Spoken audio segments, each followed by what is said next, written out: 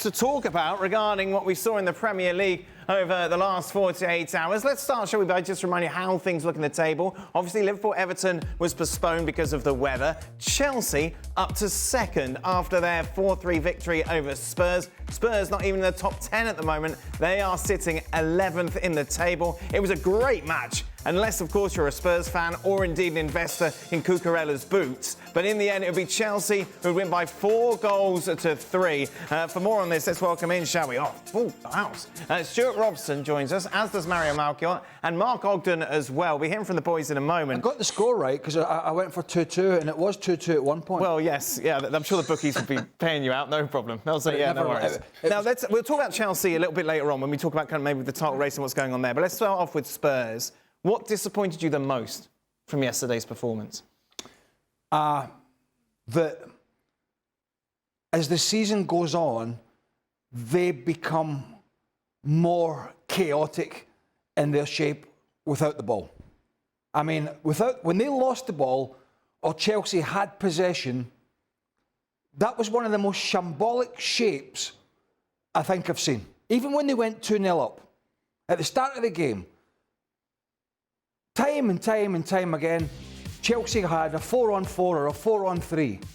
They were so open in the middle of the park and in the wide areas, it was scary. And I think as the season's gone on, this problem has got worse. And from my point of view, they're interesting to watch, of course they are, but out of possession, they're one of the most shambolic teams in the Premier League. And I'm talking about even the bottom 6, the bottom 3. They are so bad without the ball. And who's that on? The manager. It's on the manager. I mean, Basuma and Papasal, the decisions they made during the game were terrible. But I could not believe the space that Chelsea were finding themselves in. Enzo Fernandez, Cole Palmer, Jadon Sancho, all these guys, they were dropping in behind this Spurs midfield, and whenever Tottenham coughed it up, the Spurs backline was either 4 against 4, 3 against 3, or they were outnumbered. But it happened time and time and time again, and you're watching the game thinking, there's no way Chelsea are not going to score goals here, because we'll get to them, but they were really good.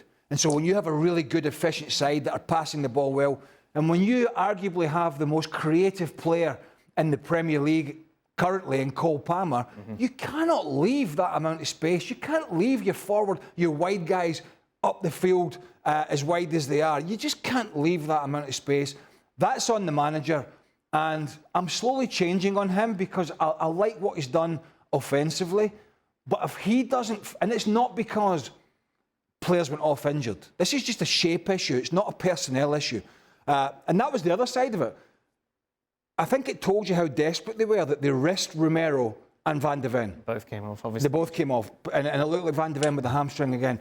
That's kind of how desperate they are. but you can still shut up shop. And Spurs have no idea how to shut up shop. They just do not. That's another lead that they've lost, another 2-0 lead.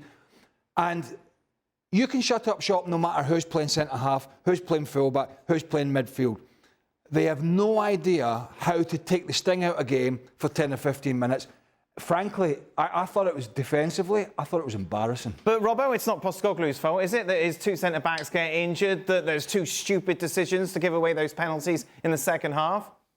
But he wants to play a game that is high intensity, and you have to praise him for that, particularly with the ball. But they also want to play high intensity when they haven't got the ball. They want to fly into challenges. They want to go into midfield sometimes. Centre halves. Romero goes into midfield when it's not the right time to go into midfield. Sarr, Basuma, Kulusevski to a certain degree. They're racing into challenges, and they're going to get played around. And that's why they commit so many fouls. That's what the manager is demanding. That's what the crowd also at White Hart Lane demand from the players. They want high-intensity football. They were fed up with Conte's football, but it comes at a cost. You have to get the composure and the tactical side of the game right. You can't just fly around. I was watching Destiny Udogie during the second half, and half the time he was in a position that was neither left-back nor left midfield. It was kind of in between, and I'm thinking to myself, where is he? Where's his game awareness? It was so easy for Chelsea to get down that right-hand side, but he's not the only one. I think he's a very, very good player. But his positional sense as a fullback at times is just terrible. And I've rarely seen a top flight side as open as that in a big derby. Chelsea couldn't believe it. They gave 2 goals away through Cucurella's boots, which is ridiculous because you're on the field doing warm-ups. But I bet they couldn't believe how easy it was to get into those positions where they could prod and hurt Chelsea. Almost, even before Tottenham got the 2 goals, it was happening. But as soon as they got the second goal, there was time, and Rob was right. They go frantically pressing and chasing this ball, and they're just too easy to play around. But that was the big thing for me. I'm not going to look at what Tottenham do going forward. You know, Heung-min Son's not playing well at the moment, blah, blah, blah. What they do going forward is pretty decent. You know, we all know that. What I was looking at yesterday was how they were going to be in a defensive position to stop Chelsea, and the answer was all over the place. And the disappointing thing about that, if I'm a Spurs fan, Mario, is that we saw it coming. Yeah, and look what the guys already highlighted. When you play a big game like this in a derby in London, it's just, you know, that the intensity is going to be there. The fans are going to going to really push you. So I know that Spurs, the way they started the game, of like, if I watch the first 10, 15 minutes, and when they started to get the lead in the game, okay, I know about the slips, but away from that, they look like they want to go 1v1, they want to press, they want to do all the things that you normally cannot sustain the whole game. But they started and kicked it off. But then, when you want to do that, and you guys already highlight, Romero and Van der Ven are 2 players that just came into your team and you really need them, it's very difficult to hold on to that. But Postecoglou, he had a plan A, but they did not have a plan B. Because when they pressed and kept on going, there was never a moment when they really dropped off and took the sting out of the game. Because you're leading 2-0. And then, of course, what is it, 17 minutes or something, or a little bit later that Sancho scored? That moment when he scored, he pinched out, you know, like when you have a balloon and you just pinch something and the air comes out of it, that's exactly what happened in that stadium. Because all the confidence he took really out of them. And that moment, I felt like Chelsea then started to build and slowly started to take control. And you could see also the way they were doing it, because his game, what Greg highlighted, he doesn't play as much on the left-hand side, on the outside. Back in the day, he used to wait, get the ball, and take you on. Now, he drags on a little bit more in the middle. What happens then? It looks like Chelsea knew that, because Caicedo kind of dragged into the middle of the park as well and filled up the midfield so they could hold it and he have the 3 at the back, but then let him come push in. And when he goes wide, he was there. So having said that, they really prepped really well. And I think Spurs didn't have an answer for another tactical move. And I think that was the downturn for them. But he was involved in that play that resulted in the penalty from Papi Sarr when it was his run. When he skirted by a doggy as if he wasn't there, he went in, he took another 2 players on. He is, you might, I think Liverpool have got some good players at the moment, so have Arsenal, but he's probably the most influential player in the Premier League at the moment. Yes. The way that he influences games. But I tell you who else I think who I thought and has been much better, and where the hell's he been? Jadon Sancho. Jadon Sancho to me looked like the player that when he was getting on the ball, he was beating his man. Yep. He was dropping his shoulder, he was beating his man, he was playing a 1-2, he was, it was him that scored the first goal, wasn't it? It was a cracking goal when he came inside. But his general all-round play was very good. We haven't seen that for long periods. We saw it a little bit when he went back on loan to Dortmund, now and again, but we haven't seen it for a consistent period. And I think he looks like he's a player. And when he made this move, we all went, well, what does he really need him?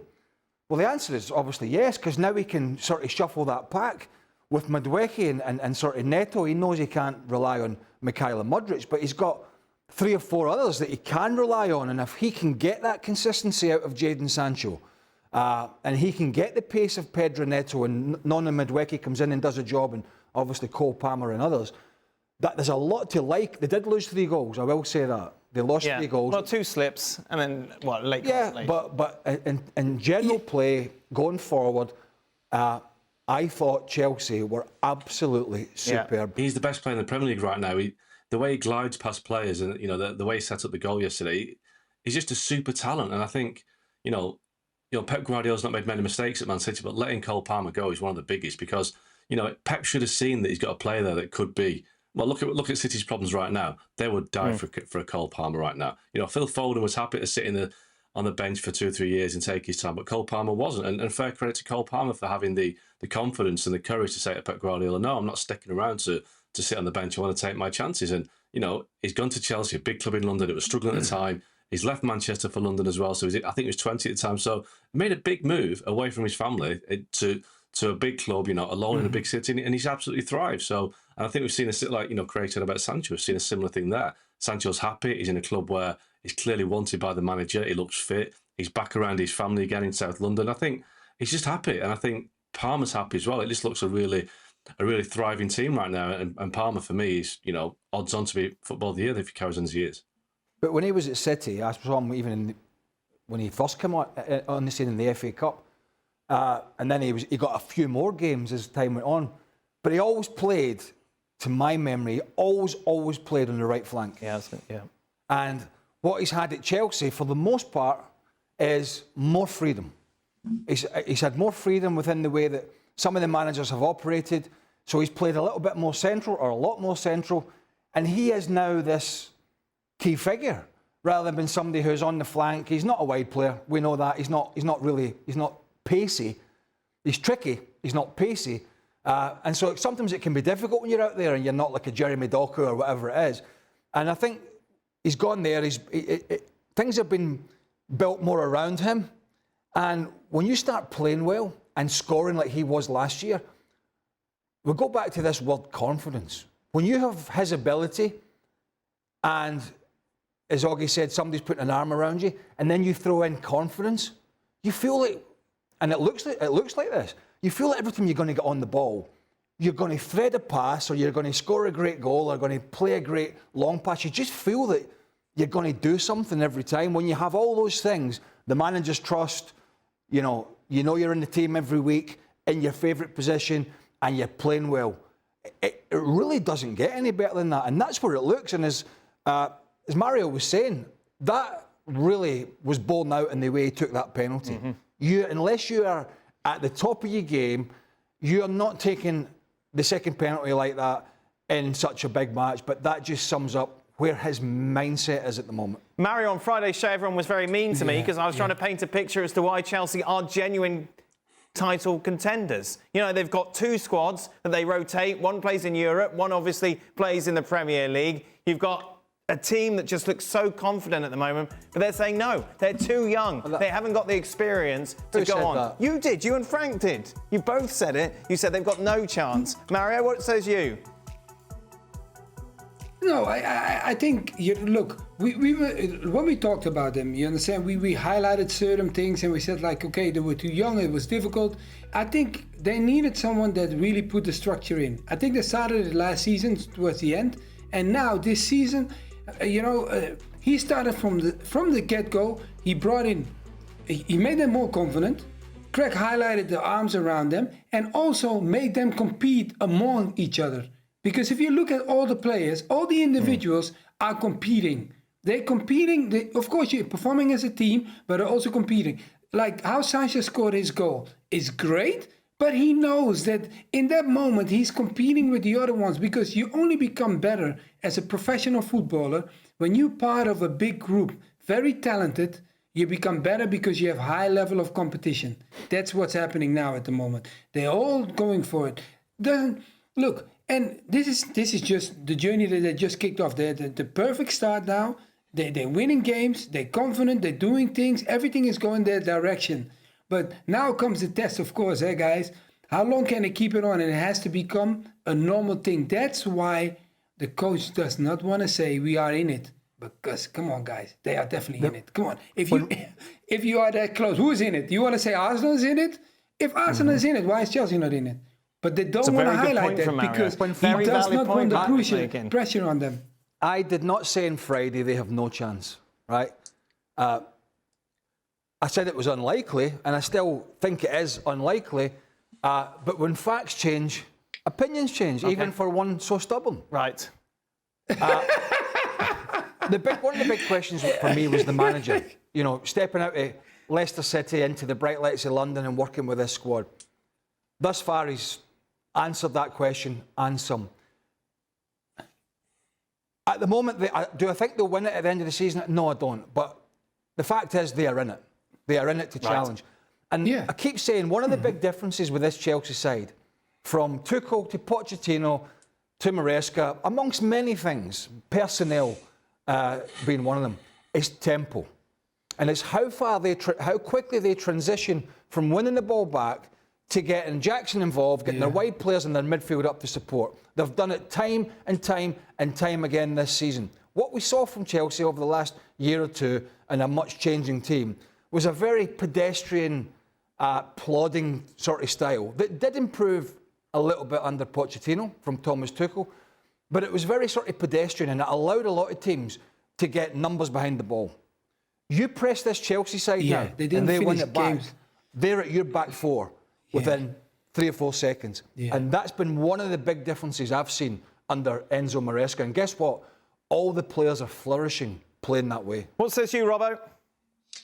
Jackson, we've mentioned him last season when they lost 5-0 at Arsenal, and you, Dan, particularly said he's useless, absolutely useless. What's he doing in a Premier League team? Now what he does, because he's so quick and his movement's so good, and he's a better finisher now than he was last season, but he's intelligent with his movement. So when he makes those forward runs and teams have to drop off, that's when Cole Palmer can pick up the space and do all the things he wants to do, because he's so effective now and there's more space for him to work. But he wouldn't be able to do that unless Jackson wasn't forcing the opposition back. So there's a big change in Chelsea. Yes, the manager's done a brilliant job. Yes, they're playing better football. Yes, every individual is playing better. But Jackson has been the biggest change in the way Chelsea have played, I would say. But maybe Maresco and his coaching staff are asking him, Robbo, working with him in the training ground, obviously, but asking him to do different things that maybe he wasn't comfortable with, and he's been working on it. I mean, his link-up play, for example, when he comes short and they get it into him, I would have said, having watched him previously and at Villarreal, I would have said, he's going to struggle to hold the ball up. When they zip it into his feet and he's dropping into midfield to let runners go, he's probably going to lose it. But he's actually been very good in that scenario. I mean, obviously his goal scoring's been good, his work rate has been good.